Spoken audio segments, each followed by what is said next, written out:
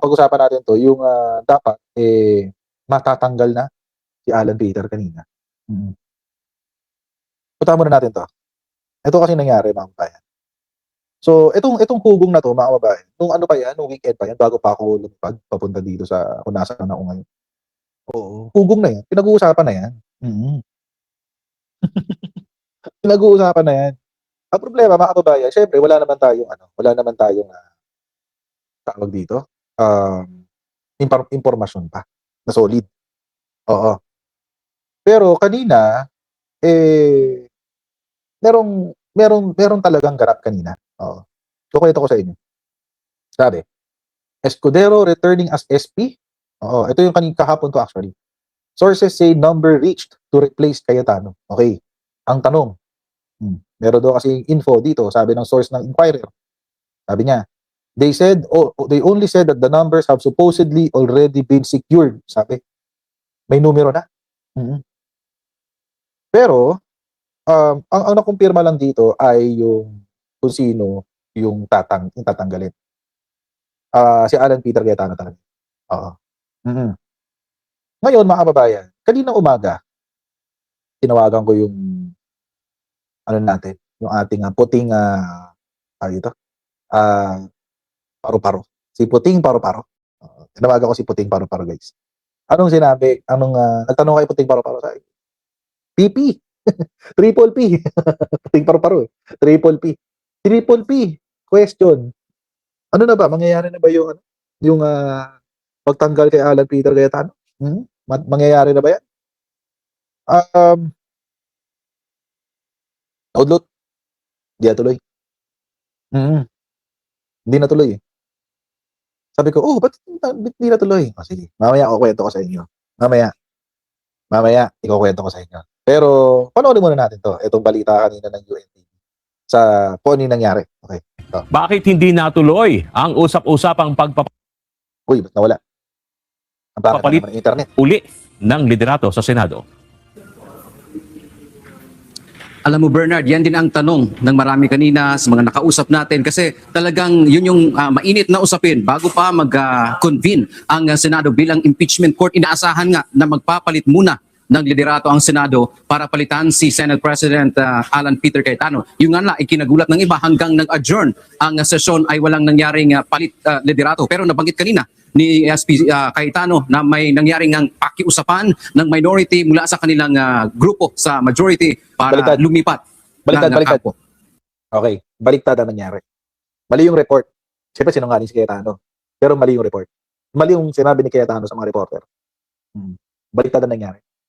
Baliktad ang nangyari. Mayroong mga majority na gustong lumipat sa minority. 5. 5. Dami, di ba? 5. 5 ang gustong lumipat sa minority. As of kanina umaga.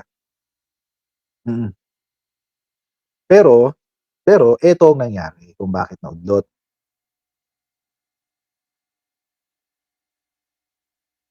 Let's just say na meron silang demands. Meron silang demands. Ano ang demands nila? Number 1, sila ang pipili ng Senate President. Pangalawa, ito yung pinakamalala sa lahat. Ito ang pinakamalala sa lahat.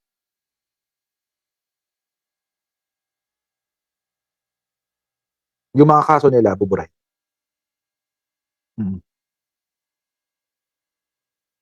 Yung mga kaso nila, buburahin. Yun ang ano nila. Yun ang demand nila.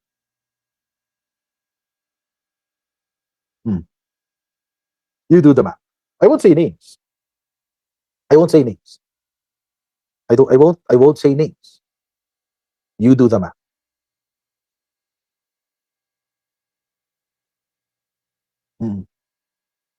Yun yung demand nila sa minority.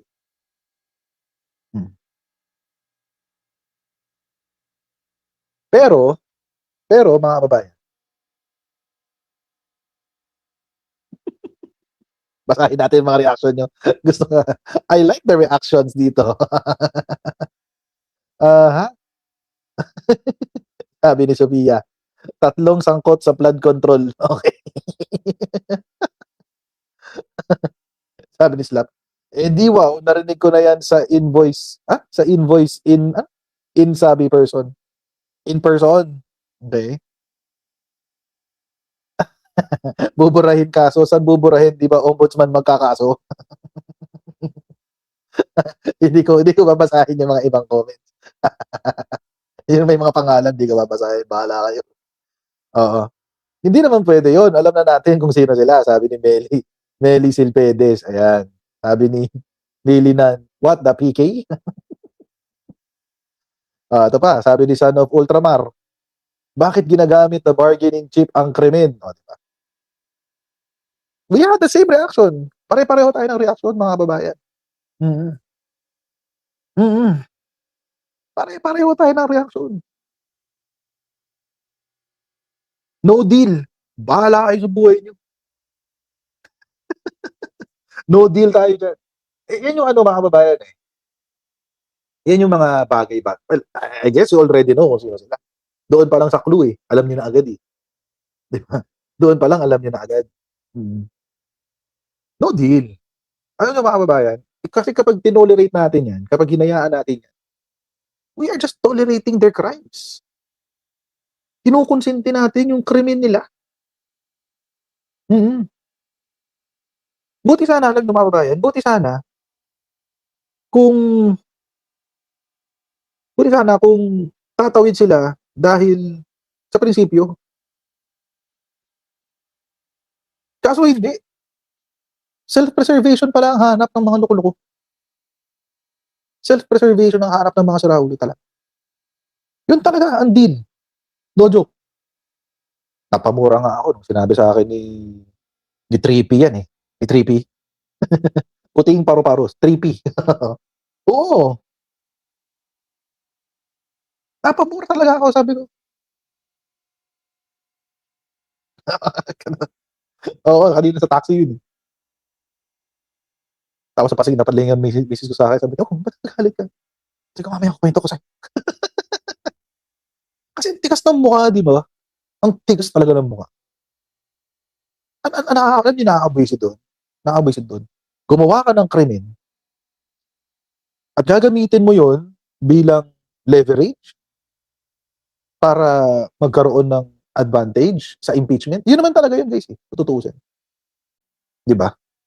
Kung tatanungin, buhusan nyo pa ng mga kaso para matanggal sila dyan. Ano yung mga kababayan? Ito lang naman yun eh. It's either you do the right thing or you get eliminated. Ganun lang sa akin yan. Ganun lang kasimple yan. Ganun lang kasimple yan. It's either you do the right thing, gawin mo yung tama, or tanggal ka. Di ba? By force. Buhusan niyo pa ng kaso. Yung mga lampas 6 na taon, para kulong. Actually, doon pala sa plunder, lampas 6 na taon yun eh. Reclusion temporal yata yun eh. O prison correctional. Alam ko reclusion temporal yun eh. Tingnan natin. Plunder. Penalty ng plunder. Plunder penalty. Alam ko reclusion temporal yun. O reclusion perpetua pa pala. Reclusion perpetua. Life in prison, 40 years. Kasuhan ng plunder. Tapos arestuhin habang nagsisession. Walang problema yun. Ikulong nyo. 5 sila.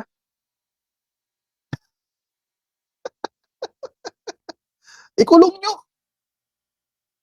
Diba? I mean, idadrop yung mga kaso para makakuha ng political convenience. Political convenience. Huwag na. No deal. Kulong nyo yan. Kulong nyo yung mga hayop na yan. Ano yung senyales na nagka-no deal? Mamaya, sasabihin ko sa inyo ano yung senyales na nagka-no deal. Mamaya, pupuntahan natin. Pero, kahit na hindi nakuha ang majority kanina, nadagdagan ang minority. Oo. Ngayon, 11 na sila. Manipis. Manipis ang manipis ang space ng minority, ng majority. Manipis. 2 tao lang, guys. dalawang tao lang. So, ibig sabihin, dalawang tao lang ang tatawid. Tapos ang majority. Mhm. Dalawang tao lang. So, let's say, halimbawa, tumawid yung magkapatid na bilyar, halimbawa. O, tapos ang majority na agad sila. Halimbawa, si Jinggoy or si Joel or si Cheese, lumipat. O, yun. Tapos agad sila. Yung Siyam, ano na yun, mga Duterte, ano na yun, hindi ko alam. Halimbawa, si Loren Legarda, tsaka si Pia Cayetano, tubuan ng konsensya. Lumipat bigla sa minority. O, tapos ang majority. Masyado manipis yung space. Mm. Ang willing and dealing dyan, yung willing and dealing dyan, mangyayari kay Loren tsaka kay Pia. Feeling ko sa kanila, iikot yung willing and dealing. But let's see. Pero, si Zubiri, tsaka si Ejercito, lumipat sa minority. Lumipat sa minority yung dalawa. So, 11 na, 11-12 na. Oo, 11-12. Manipis, masyado yung minority cannot be yung majority is not comfortable for sure. So, lumipat na siya. Natatawa ako kasi sinabi ni Zubiri na namulat daw siya. Oo, namulat daw siya. Nagising daw siya sa ano ibig sabihin nung namulat siya? Ano ibig sabihin nung namulat daw siya? Saan? Saan? Sa kalokohan ng mga kasama mong senador? Saan ka namulat? Sinabi niya yung kanina eh. Sinabi niya, nagulat daw sila eh. Namulat daw siya eh. Oo. Hindi ko naiintindihan kung ba't saan siya namulat eh. Namulat after na bash. Namulat pala after na bash. Sabi ni ano. Nasaan na yun? Namulat sa katangahan niya. Ang nagpamulat daw sa kanya ay yung nangyaring barilan sa Senado. Oh, nabasa ko yung kanina. Namulat daw siya. So, sumali na siya sa minority. So, ano na sila? 10. Tapos, nung inalok si JV Ejercito na maging majority leader, tinanggihan niya, sabi ni JV. No thanks. Thanks but no thanks. So, siya naman, sinasabi niya, gusto niya maging independent. Oo. I doubt. Ang tawag dyan, fence sitting. Wala kang prinsipyo. Kasi wala namang independent eh. Wala naman sa Senado na independent. It's either you're majority or not. Walang special position doon na ang tawag ay independent. Walang ganun. Inimbento lang nila yun para pag politically convenient, sabihin lang, pwede silang magpalit-palit ng prinsipyo. Yun yung ibig sabihin ng independent in the context of politics. Ang tawag doon, balimbing. Sa Tagalog. Yun. Balimbing ang tawag doon. So, ikaw, JB Ejercito, total naman, sumagot ka sa isa kong dati, batikos before, sana nakakarating sa'yo to, JB. Stop being a fence sitter. Alam mo kasi marami kasing kaibigan to si JB Ejercito sa minority, sa majority. Madami siyang kaibigan dyan. Si Jinggoy, tropa niya yan. Kapatid niya yan, pero sabi na, nagpati na raw sila. Pero si Joel, alam ko, tropa niya yan. Si Joel Villanueva. Tsaka sino ba sa majority ngayon? Si Joel, si Bato, alam ko, medyo tropa-tropa din yan, si Bato. Si Cheese Escudero, tropa din niya yan, si Cheese. Meron nga chismis, ma'am. Chismis lang naman to, ha? Hindi ko sasabihin fact. Na isa sa mga dahilan kung bakit nag-withdraw ng pirma, meron nga daw nag-request ng tropa. So, ganun yung sistema. So, hindi pwede hindi pwede hintay-hintay ka lang sa tabi, fence sitter ka. Hindi, kailangan magkaroon ka ng sariling bayag. Magkaroon ka ng prinsipyo mong sarili. Sa angulo na to, talo siya ni Robin Padilla. Si Robin, alam mo, tatanga-tanga yun. Pero at least, rightly or wrongly, pinaglalaban niya mga Duterte and he's predictable. Rightly or wrongly, predictable siya. You can always expect him to be stupid. Si Robin Padilla. At at least may prinsipyo siya. Tama man siya o mali siya, paglalaban niya yung prinsipyo niya. And it's always expected that he will do and he will always say something stupid. Oo. Yan kay Robin Padilla. So sa ganung angulo, talo siya ni Robin Padilla. Partida, abogado pa si JB. Talo siya ni Robin Padilla. Oo, kasi at least yun, expected mo. Mm.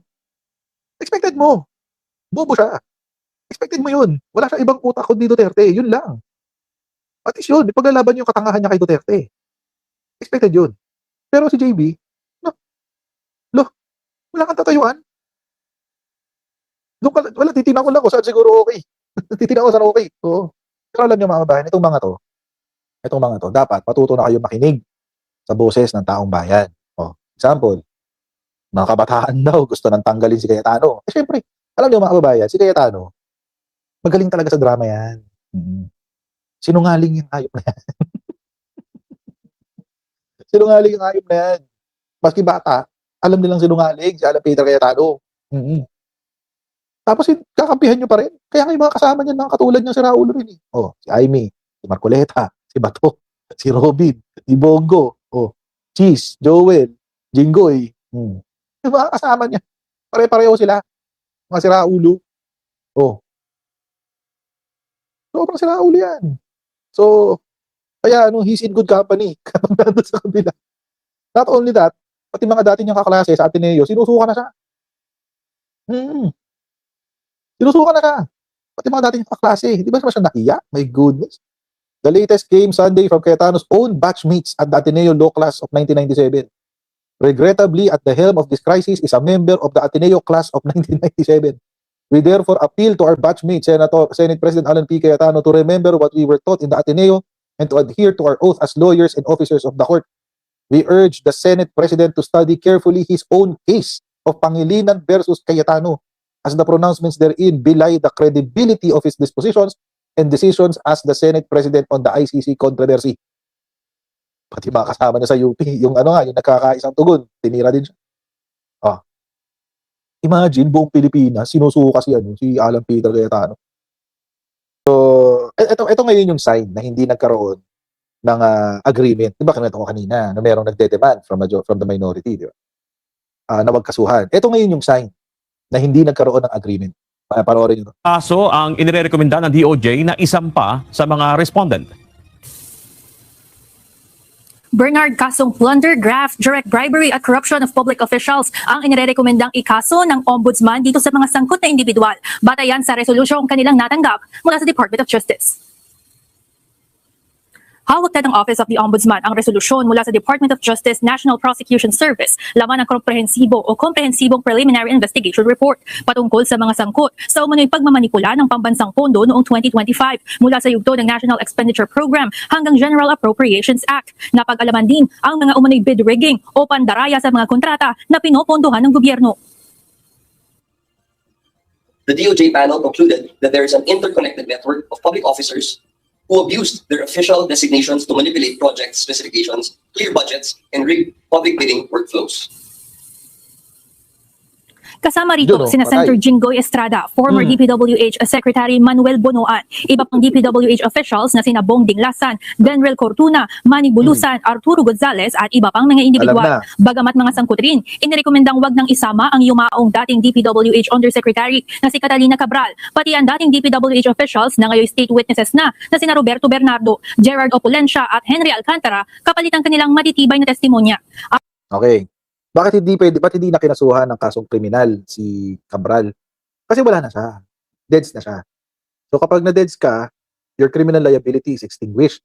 So hindi na siya pwedeng kasuhan ng kasong kriminal. O, kasong kriminal lang. Pero pwede mo siyang kasuhan ng civil case.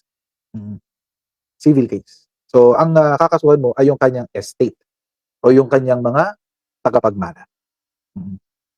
Oo. So ayun. So yung si Cabral hindi na siya kakasuhan. Wala ng kriminal, kasong kriminal. Kasi nga criminal liability is extinguished if you die during the pendency of your pero pwede siyang kasuhan ng tawag dito, civil case. Court ay kakaso mo sa kanya. So yun. So nag-gets na yung clue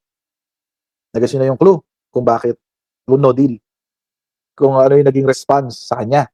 Sa offer ng 5. Di ba? Yun ang sinabi. Ang gusto namin, walang kakasuhan. Na senador, kahit sinong senador. Sabi. May kinasuhan. So, no deal. No deal. Walang deal. May kinasuhan. So, eto na mga kababayan.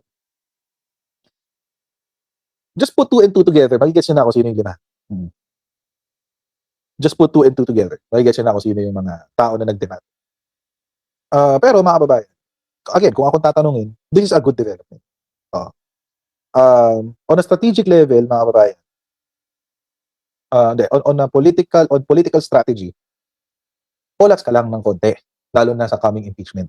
Medyo magiging challenging sa yung impeachment kasi you have obviously 16 people na hindi a-agree sa'yo. You already have 13. 3 na lang ang kailangan nila. May 13 ka na eh. 3 na lang kailangan mo. Oo. Diba? So, obviously, mahihirapan sa impeachment. And I would even venture into saying na madidismiss ang impeachment. Oo. I would venture into saying that. Na posibleng ma-acquit si Sara Duterte sa impeachment. Posibleng makatakbo siya sa 2028 bilang presidente. Bakit? Because ganun ka depraved ang ating political system. Ganyan nung kasama ang ating political system, sistema ng politika sa Pilipinas. Pero mga babayan, ito yung akin. Number 1, there's always hope. Umasa na lang tayo na itong mga politiko na to, mamumulat sila sa kanilang sariling kalokohan. At pangalawa, sana tambakan sila ng kaso. Dahil alam naman natin deserve nila yung kaso.